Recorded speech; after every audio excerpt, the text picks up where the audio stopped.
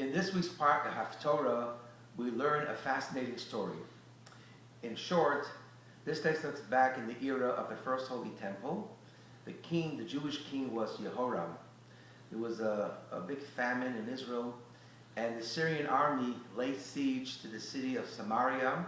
They cut off all supply. People didn't have any food. They were dying.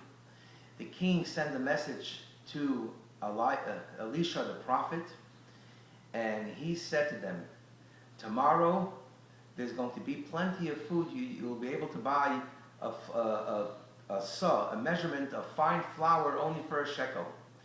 And they thought, how could it be true? Now, on the other side of the wall was 4 lepers, because they weren't allowed to be within the community. And the Tanakh tells us that they said to each other, what are we going to do? If we stay here, we die from hunger. If we go into the city, we die from hunger. They said, well, let's go to the Syrian camp. And if they let us live and give us food, good. If they kill us, they kill us. But that's the only option we have. So they did. At that moment, an incredible miracle happened.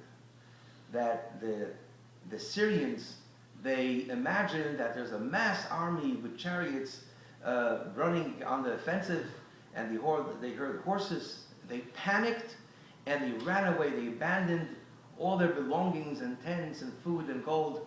The 4 lepers come to the Syrian camp. It's quiet. They go into the first tent and they see lots of food and gold, and they see that no one is there, and they couldn't believe it. They began to eat, and they took gold and silver, and then they said, it's a good day for Israel. We have to go tell the king. They went and notified the king, and the end of the story was that this incredible miracle, the Jewish people were saved from the Syrians, and they immediately went out of the city in a rush, and they got all the food, and Elisha's prophecy was fulfilled, that there was so much food that it only costed 1 shekel for a seah of fine flour. Everything in the Torah serves as an eternal lesson for us. What do we learn from the 4 lepers? And that is that there are times in our life that we feel stuck, and there's no good option. The worst thing one can do in that moment is to remain in one place. At these situations, you need to get up and move forward. Do something, even though you don't think it's a good option. Do something new. Get involved in a project, a Torah study, and try to change your normal patterns.